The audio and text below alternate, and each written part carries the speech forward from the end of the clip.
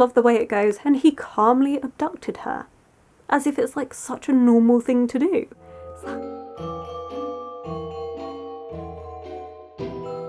Hello my loves, and thank you for joining me. It's Kirsten, and today we are doing the TBR for winter, which is the perfect timing actually, because it is a miserable day outside. It's all overcast, cloudy, rainy and cold, so I feel like it's perfect weather to do this TBR. And let's just get straight into it. We know what the TBR is. It's all the books that I want to read in winter. I have one non-fiction book that I want to read, which I'm trying to do one for each season, and so far we've done pretty well. I've actually read more than that. But one that I want to read for winter is Agatha Christie, and this is by Lucy Worsley. So Agatha Christie is a mystery author, very proficient. She's done so many books. She is very well renowned for her mysteries. If you want a cozy murder mystery, Agatha Christie has loads of them, and I'm really fascinated to learn more about her. I've been slowly making my way through Agatha Christie books, starting off with the Miss Marple series. I have really enjoyed all the ones that I've read, so I very much wanted to read a non-fiction about her. I've actually had this on my TBR for over a year,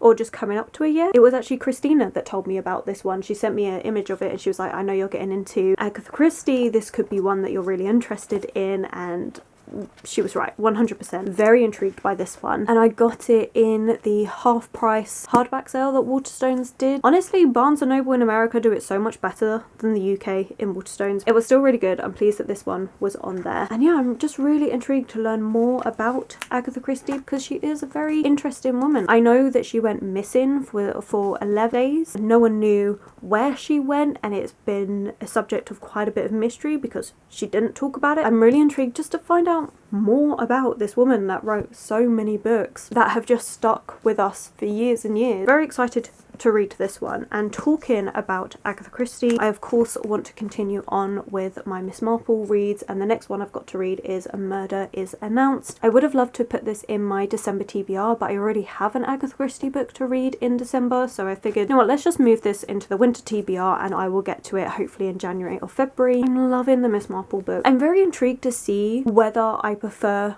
Hercule books or Miss Marple books. I'm reading my first Hercule book in December, and then I'll be continuing on with the Miss Marple book. So far for Miss Marple, you tend to have the mystery, you have all the things going alongside it, and then Miss Marple kind of comes in at the end to help solve what's going on. Although a couple of the ones at the beginning of that series, The Murder at the Vicarage and The Body in the Library, Miss Marple had a bit more of a hand in it, although Murder at the Vicarage was the one that she had the most in my opinion. So I'm just interested to see whether it's going to continue on that vein of all the Miss Marple books where Miss Marple just comes in at the end and doesn't actually do a lot but does solve it. I'm not sure. But this one is An Ordinary Village, A Shocking Announcement, and I don't tend to read much more than that, but I will do it for a little bit because I won't be getting to it anytime soon. I will be, because I'm going to be reading it in winter, but I just mean I won't be getting to it for at least, I don't know, maybe 5 weeks, so there's enough time. Why am I rambling about that? I don't know. Let's move on. So one morning, the villagers of Chipping Cleghorn wake to find a strange notice in their papers. A murder is announced and will take place on Friday, October 29th at Little Paddocks at 6:30 p.m. Suspecting that this is just a joke, they gather for some evening entertainment.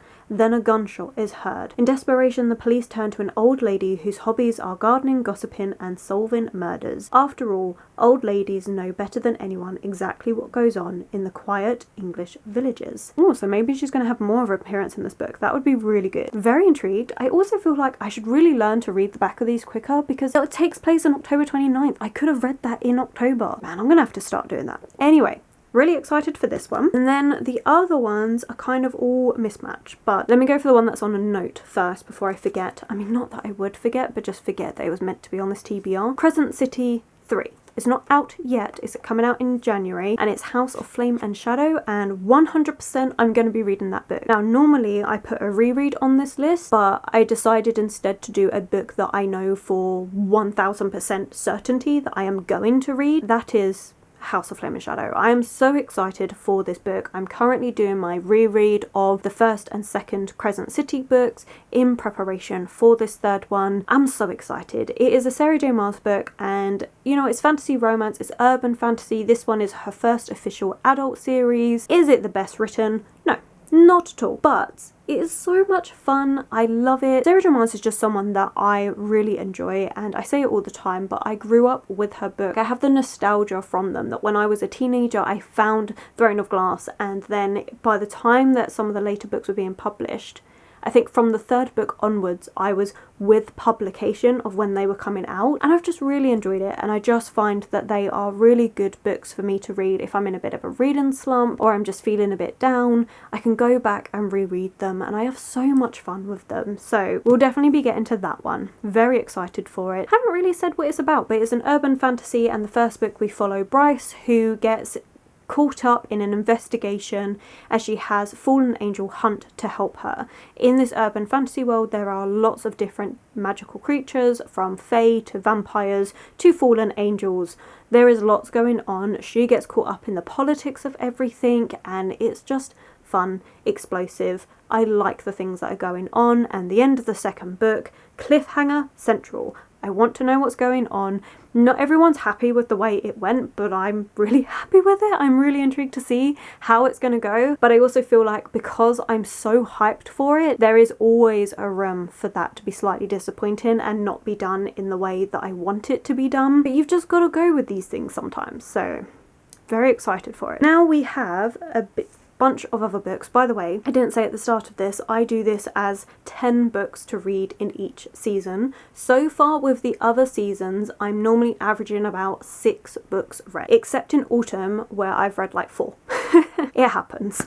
But right, let's dive straight into these. Some of them are picked up because I think the cover screams winter. Some of them are just books that I want to read. But the first one is Hare House by Sally Hinchcliffe, and this one I picked up because, well, it seems Christmassy. I mean, look at it. Well, wintry. Let's change that to wintry, because, you know, the white book with like the animals on it and the sparkles, I don't know, something about it is just saying winter to me. And this one is about a house. Hare House. It's not its real name, of course. I have, if you will forgive me, kept names at a minimum here, for reasons which will be understandable. In the first brisk days of autumn, a woman arrives to make a new life in a remote corner of southwest Scotland, hoping to leave secrets of her past behind her. Moving into a cottage on the beautiful Hare House estate, she begins to explore her new home. Yet among the moorland and dark forests, something sinister is lurking. Local tales of witchcraft and young men sent mad, while strange things begin happening even in the full light of day. But is Hare House, with its strange display of taxidermy and whose inhabitants have secrets of their own, a place of refuge or danger? As autumn turns to winter, a heavy snowfall traps everyone inside, and while the temperature outside drops below freezing, it isn't long before tensions within its walls rise to a fever pitch. Sounds really good, and like I say, we have a wintry setting, so perfect for this winter TBR. I'm just hoping it's going to be like a slightly gothic, haunted house/forest vibe.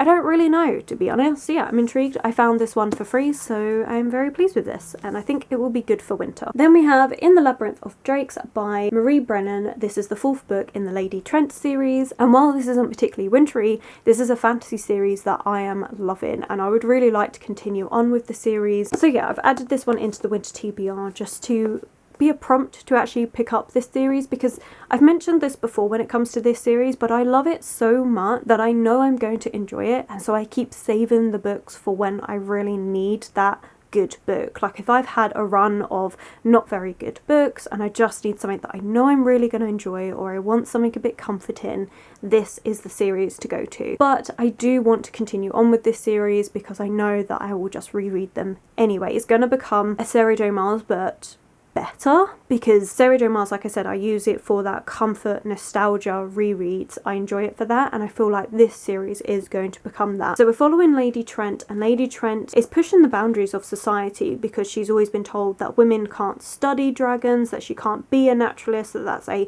men's topic to learn, and that she should just stay home, look after her child and do nothing else. But of course she pushes against those boundaries, and she does start to study dragons. She also creates little study groups for other women as well, and we have these beautiful illustrations throughout the book because Lady Trent is an artist, and I just think it's gorgeous. So we get beautiful illustrations. You have the academic side of studying dragons, because that's what Lady Trent does. She goes around the world studying dragons, trying to document different dragons. It's so good, it's absolutely fantastic, but mix in the Jane Austen sensibilities. It's so good. I absolutely love this series. It's one of my favourites. I think it's brilliant. It's great. So yeah, I cannot wait to continue on with this series. Changing it back to a book that I chose for this just because of the wintry cover, and that's The Nesting, and this is by C.J. Cook. This is something that my mum picked up for me, and I'm really looking forward to this one. It was actually recommended to me from a friend at work. This just sounds really good,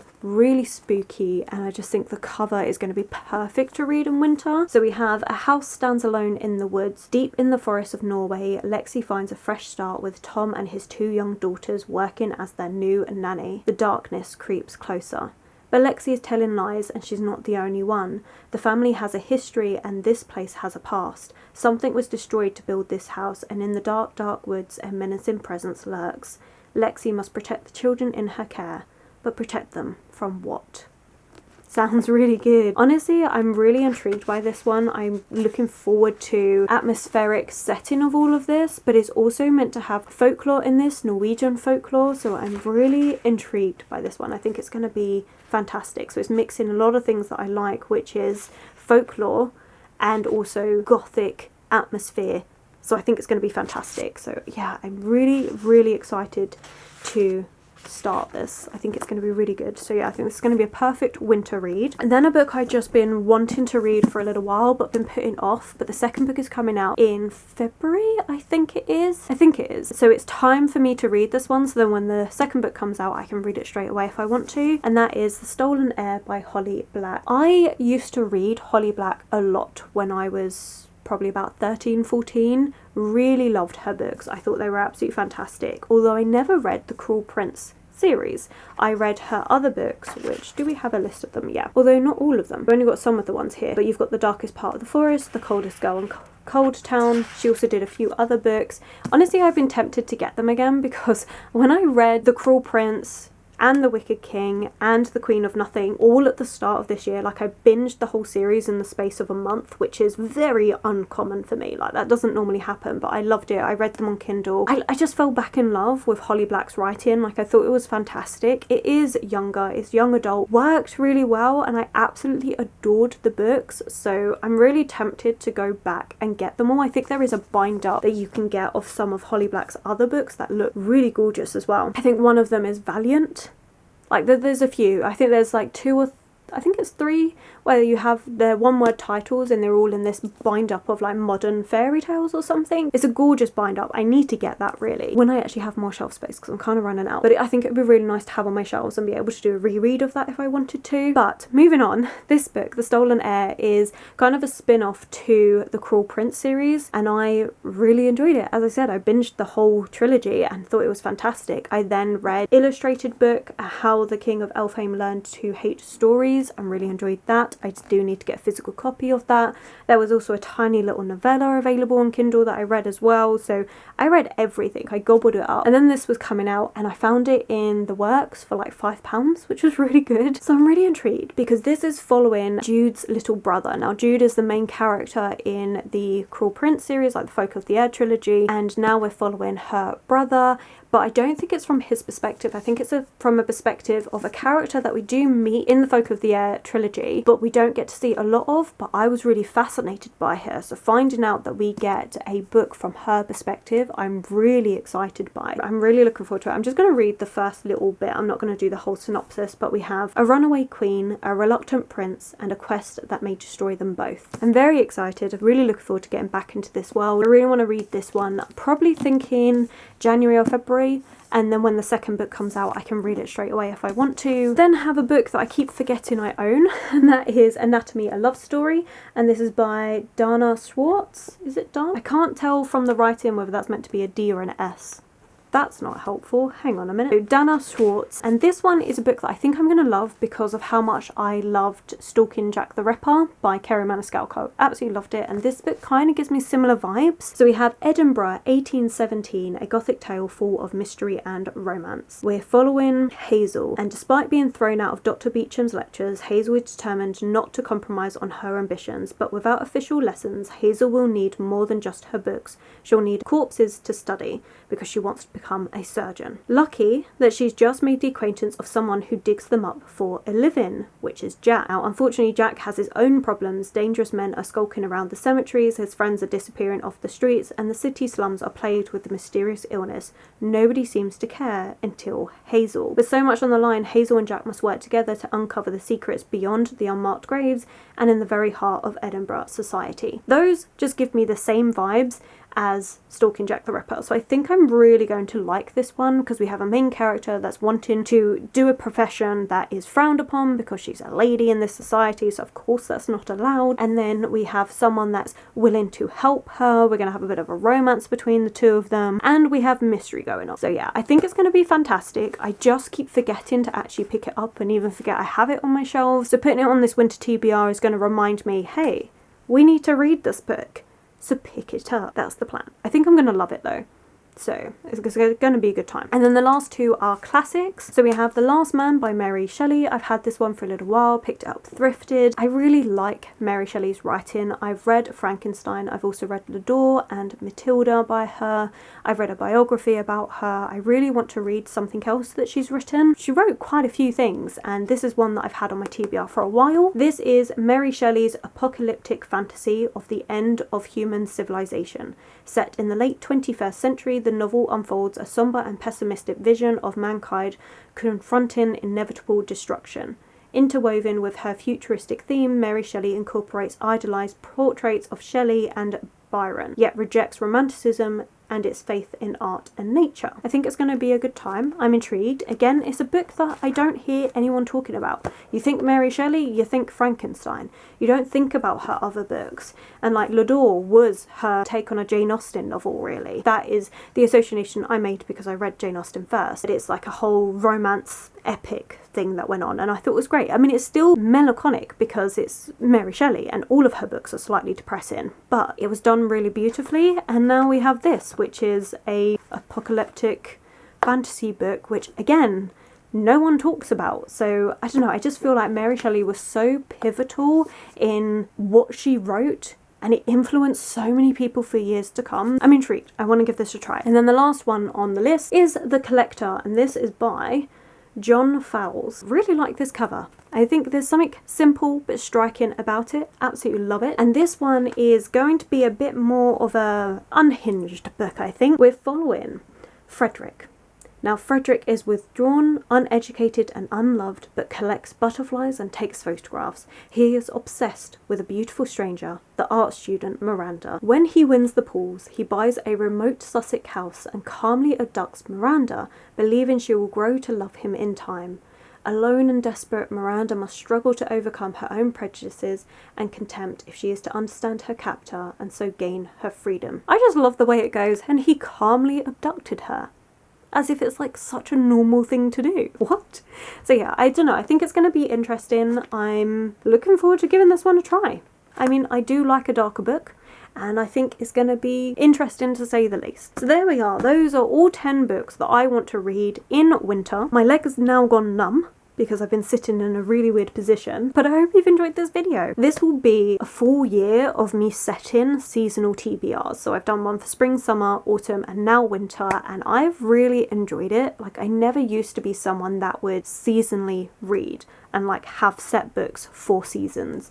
But honestly, it's really worked. It's been a nice vibe. I've enjoyed it. I feel like, don't get me wrong, on the whole, I will read whatever I want to read, regardless of the season, but there is something so fun about reading a book that is cold and it's got like a snowy setting when it's cold outside, or in summer reading a summer romance. Summer romance for me, I don't read loads and loads of romance, but the majority of romance I was reading was in summertime. Just seemed to work because I have that connection with summer, romance and fun, and then when we get into autumn and winter I want the more darker, depressing, colder settings. Like, it just works. I have a lot of fun with it. So you'll have to let me know, are you a seasonal reader or not really? I feel like a few of you have answered this in previous seasonal TBRs that I've done, where a lot of you say no, not particularly, although some of you say that you do actually like to swap your bookcases around, where you have more seasonal appropriate books for the season that we're in at the front, which I find really interesting. But yeah, anyway, let me know if you've read any of these, or if you want to, or what's a book that you plan on reading in winter. But I think we're gonna leave it there. So thank you so much for watching. If you've made it this far, then let's put, what is a winter emoji? I can only ever think of snow and snowflake, but I literally just used that in another video. Do it again. It's Christmas season. No, it's not. I mean, technically yes, because this is coming out in December, so technically, oh, there we go. You can choose, do you want a Christmas tree or a snowflake? I mean, technically this is a winter TBR, so snowflake would go better, but it is also in December and Christmas is coming up, so take your pick. But okay, that is all done. So thank you so much for watching. I really do appreciate it. If you have enjoyed this video, then please do give it that thumbs up, subscribe and comment. Those 3 things really help this channel grow. My social media links, anyone I've mentioned, will be linked below, and I will of course catch you in the very next video.